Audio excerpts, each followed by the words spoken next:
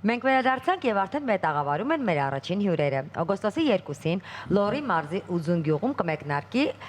Ճախրուկ փառատոնը։ Իդեպ այդ փառատոնի մասին խոսենք մի փոքր ավելի ուշ։ Հիմա ժամանակն է խոսելու մեկ այլ թեմայի շուրջ։ Իդեպ պետք է խոսենք Խորովածի փառատոնի մասին։ Այս փառատոնը տարիներ շարունակ իրականացվում է, իրագործվում է։ Այն շատ հետաքրքիր փառատոն է, որը կարծես թե սիրում է մեզանից յուրաքանչյուրը։ Այն ավանդույթ է դարձել Հայաստանում։ Այսօր խոսենք նախ եւ առաջ այս փառատոնի մասին, հետո կվերադառնանք արդեն հաջորդին, չէ՞։ Անպայման, օգոստոսի 1-ին, եթե ավելի լավ միտք չունեք, ապա հավաքվեք ընտանիքներով ու ընկերներով ու շարժվեք Ստեփանավան։ Այստեղ տեղի է ունենալու ամենասիրելի գաստրո փառատոններից մեկը։ Խորովածի համահայկական փառատոնը մուտքն ազատ է, կարող եք հանգիստ գնալ։ Ներկայացնենք մեր հյուրերին. Սեթրակ Մամուլյան, հայ խոհարարական ավանդույթների զարգացման եւ պահպանման ՀԿ նախագահ, Անին Ազարյան, հայ խոհարարական ավանդույթների զարգացման եւ պահպանման ՀԿ փառատոնների համակարգող, Անի Դանիելյան, Խորովածի համահայկական փառատոնի մարքեթինգի եւ PR-ի մասնագետ եւ կազմակերպիչ։ Բարի առավոտ։ Խորովածի փառատոն։ Ինչ փառատոն է սա եւ արդեն ինչպես նշեցինք, այն ավանդույթ է դարձել տարիներ շարունակ, ինչպես ծագեց միտք ունենալ նաեւ այս տեսակ փառատոն։ Խորովածի փառատոնը գաստրոնոմիկ փառատոններից առաջինն էր 2009 թվականին եւ իրականացվեց պետական ծրագիր կար հյուսային դարպասներ տուրիզմի զարգացման առումով եւ վերաբերվում էր իհարկե եթե հյուսիսը, ապա Լոռի մարզին եւ այս միջոցառումում մենք որպես ՀԿ եւ Վազգեն Խաչիկյանը միասին ենք մենք սկսել Իրականում ոչ միայն այսպես խոհանոցի մասով է սա հետաքրքիր, այլ նաև երկիրը ավելի գրավիչ դարձնելու զբոսաշրջության տեսանկյունից ավելի գրավիչ դարձնելու մասով է հետաքրքիր եւ մեզ հենց այդ մասն է որ հետաքրքրում էր եւ միացանք եւ իրականացրինք արդեն 13-րդն է սա իհարկե ընդհատումներով էր անին ավելի մանրամասը կբացատրի բայց այս փառատոնը ամենասիրված եւ ամենասպասված փառատոններից մեկն է։ Մի առժամանակ միջազգային դարձավ, մենք վրացիների Վրաստանից հատկապես միշտ հյուրեր էինք ունենում։ Հետո կամաց արդեն մի քիչ թուլացավ, այսինքն ունեցել է զարգացման տենց ժամանակաշրջան, մի քիչ թուլացման ժամանակաշրջան եւ հիմա արդեն ուզում ենք նորից վերածնունդ, վերակենդանացում իրականացնենք, որովհետև շատ ու շատ է սիրված եւ շատ ու շատ պահանջարկ կա։ Մարդիկ նույնիսկ դիմում են, գրում են, ասում են, երբ պիտի լինի, մենք ուզում ենք մասնակցենք, որտեղ այնտեղ նաեւ մրցութային մաս կա, հատկապես խոհարարների հետ կապված հետաքրքրություն ունեն։ Այդպես այս տարի հաջողեցինք մենք մեր գործընկեր կազմակերպության հետ պատրաստում ենք իրականացնել։ Ասացիք, որ որոշել եք վերակենդանացնել, վերարժևորել փառատոնը, ինչ նորություններ է սպասվում այս տարի, որոնք չեն եղել նախորդ 12 անգամները։ Այս հարցը ես այդքան շատ խորը չեմ զբաղվում, աղջիկներն են դրան ասում։ PR-ի առումով, մարքեթինգային քայլերի առումով Ինչպես պարոն Մամուլյանը նշեց, օգոստոսի 1-ին Ստեփանավանի ալեայում տեղի է ունենալու Խորովածի համահայկական 13-րդ փառատոնը։ Այս տարի արդեն նորովի է հանդես գալու, քանի որ միշտ եղել է Ախթալայում, բայց այս տարի արդեն Ստեփանավան քաղաքում է լինելու։ Մեր նպատակը ամենակարևորը նա է, որ աջակցենք հենց մարզային գաստրոտուրիզմը, ընդհանուր առմամբ տուրիզմը, որպեսզի զարգանա եւ մարդիկ շատ իմանան մեր մարզերի, մեր մշակույթի, ինչու չէ նաև տարբեր դետալների մասին։ Մեր մրցույթի շրջանակներում, բացի այն, որ լինելու են համով խորովածներ, գաստրոնոմիկական փորձառություններ, լինելու են նաև մրցույթներ, շոու ծրագիր, բենդեր են հանդես գալու, երգերաշտություն, մի խոսքով ապահովելու ենք ամբողջապես միախառնվելու է Լոռվա բնությունը, խորովածի բույրը եւ հայկական հյուրասիրությունը։ Այ խոսեցինք զբոսաշրջիկներից եւ խոսեցինք թե որքանով են նրանք այսպես հակված ներկա գտնվելու եւ որքանով են տեղեկացված այս գաստրո հետաքրքիր միջոցառման հետ կապված եւ արդյոք ունեք օրինակ նախնական որոշակի խմբեր, որոնք հատուկ այցելել են Հայաստան, որպեսզի ներկա լինեն այդ հետաքրքիր միջոցառմանը։ Հա, իրականում մենք հենց այդ PR-ի հետ կապված մաքսիմալ փորձում ենք ոչ միայն հենց Հայաստանի փառատոնի ներսում այդ ամեն ինչը զարգացնել, այլ ընդհանուր առմամբ թե մեր սփյուռքահայության հետ կապված, թե օրինակ Ռուսաստանաբնակ մարդկանց հետ կապված, որպեսզի նրանք անպայման ներկա գտնվեն, որովհետև բացի այդ հայկական համն ու խորովածը հիմնականում շատ կարոտած են լինում սփյուռքահայության շրջանում։ Դրա համար այդ գծով ենք աշխատում, թե ԶԼՄ-ների հետ, թե մեր social media-ի հետ կապված, ամեն դեպքում փորձում ենք ներգրավենք մաքսիմալ շատ մարդիկ, որպեսզի տեղեկանան ոչ միայն խորովածի մասին, այլ ընդհանուր թե միջոցառման, թե գաստրոնոմիկական փորձառությունների մասին։ Շատ լավ։ Իսկ մրցութային մասով ինչ կասեք, քանի մասնակից կա, ովքեր մասնակցելու են, արդեն գրանցվել են, թե ոչ, կամ բաց է հայտագրումը, թե ոչ։ Քանի որ մրցույթը, նաև միջոցառումը հայտնի է մրցույթի հատվածով, իմիջայլոց Հայաստանում առաջին խոհարարական մրցույթներից է եղել, որտեղ ակտիվ խոհարարները անվանակարգեր են ստացել, մինչև այդ նման բան չի եղել փորձառության մեջ, ունենք անվանակարգեր լավագույն համ, լավագույն տեսք, լավագույն մտահղացում եւ բացարձակ հաղթող։ Եվ այս տարի, ինչպես միշտ, տասնյակ ռեստորաններ, անհատ խոհարարներ, կապ չունի դա ինչ կազմակերպություն կնի, միջայլոց դա էլ է ինդիվիդուալ, կարող է լինել եւ տնային տնտեսուհի անգամ, որ լավ խորոված է պատրաստում ու կարող է գալ խորովածի փառատոնի մրցութային մասին մասնակցել։ Պրոֆեսիոնալ ժյուրին գնահատելու է ու ըստ դրա արդեն անվանակարգեր է տրամադրելու։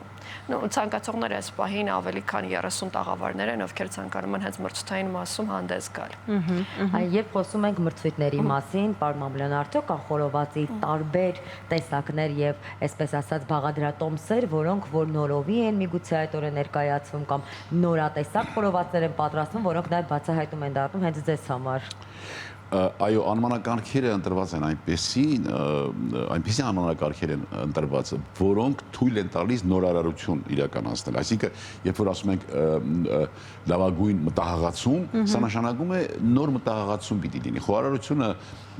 մի այնպիսի բնագավառ է, մի այնպիսի մասնագիտություն է, որ երբեք տեղում դոփել չի սիրում։ Նա կենդանի օրգանիզմ է եւ միշտ պիտի զարգացվի։ Եվ այո, նորարարություններ միշտ լինում են։ Պատկերացրեք չեմ հիշում հիմա որ տարիներ, երևի անին ավելի լավ կհիշի, ձմերուկի խորոված են պատրաստել։ Ձմերուկի։ Այո, այսինքն Համեղեր։ Շատ հիմա մոտ մենք պատկերացնում ենք, դե ոնց, բայց իրականացրել էր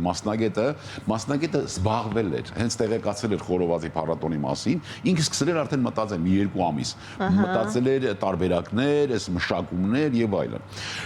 Եվ այս տաղավարը, այս անվանակարգը հենց լավագույն համ, կարևորը համային հատկանիշն է կերակրատեսակի, իհարկե, լավագույն տեսք։ Երկրորդ կարևորությունը տեսքն է, որտեղ մենք որպես հաճախորդ տեսքով ենք գրավչում եւ տվել ենք լավագույն մտահղացում, որ մարդիկ սկսեն մտածել անսահմանափակ կոմբինացիաների հնարավորություն ունի խոհարարը եւ այդ հնարավորությունը պետք է ընձեռել։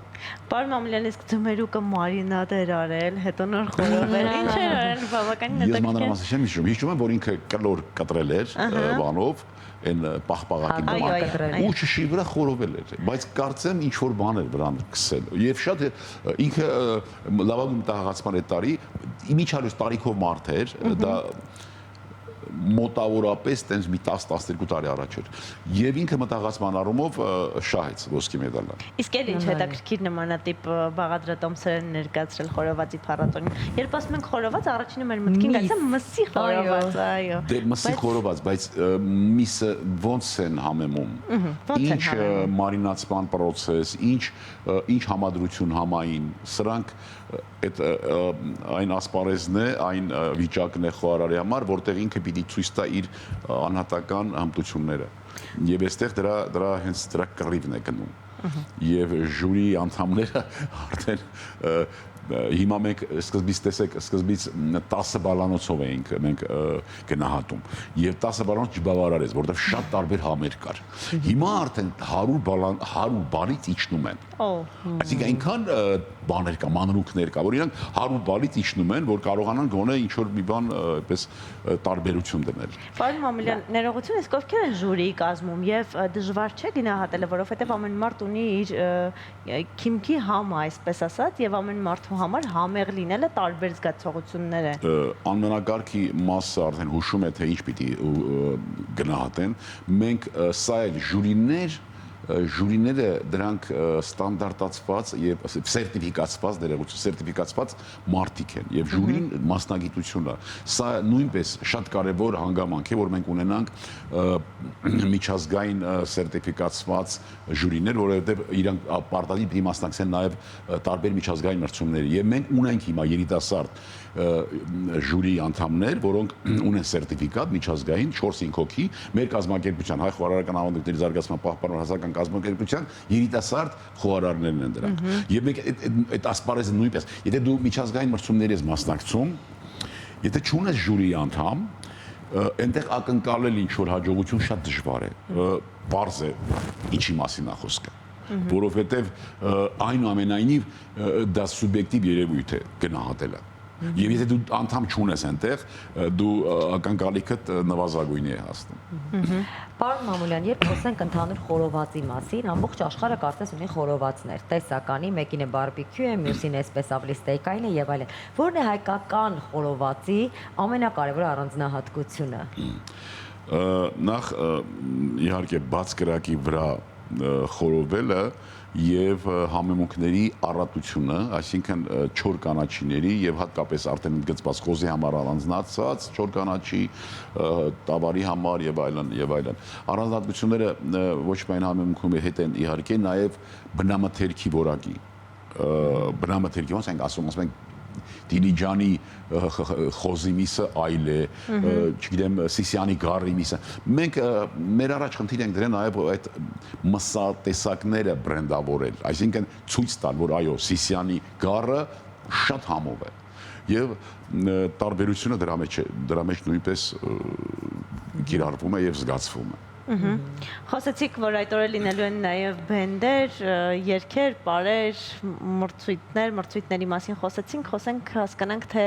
ովքեր են ներկայանալու, մարդիկ ում կարող են լսել, ինչպիսի շոուներ կարող են դիտել այդ օրվա ընթացքում։